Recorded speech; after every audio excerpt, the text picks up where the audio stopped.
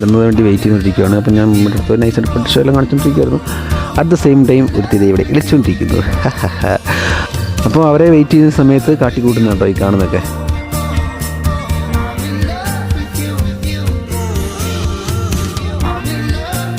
അങ്ങനെ നീണ്ട നേരത്തെ കാത്തിരിപ്പിന് ശേഷം അവരെല്ലാം വന്നിരിക്കുകയാണ് ഗൈസ്. ഇതെൻ്റെ അങ്കിൾ, പുള്ളിക്കാരൻ്റെ ചെക്കൻ, പിന്നെ ആൻറ്റി ഇവിടെയുണ്ട്. ആൻറ്റി നിൽക്കുന്നു, അവിടെ വേറൊരു ആൻറ്റി ഉണ്ട്. ഇങ്ങനെ എല്ലാവരും കൂടെ വന്നിരിക്കുകയാണ്. പിന്നെ ഞങ്ങളെല്ലാവരും കൂടെ വന്നത് എന്താണെന്ന് വെച്ചാൽ ഞങ്ങൾ ശരിക്കും പറഞ്ഞാൽ കണ്ണൂർക്ക് പോയിട്ട് ഒരുപാട് വർഷങ്ങളായി. അപ്പോൾ ഇതുപോലെ ഒന്ന് കൂടുതൽ വല്ലപ്പോഴും ഉണ്ടാവുള്ളൂ. അപ്പം എല്ലാവരും കൂടെ ഉള്ള സമയത്ത് ഒന്ന് വന്ന് കണ്ടു, എല്ലാവരും കൂടെ ഒന്ന് കൂടാൻ വിചാരിച്ചു.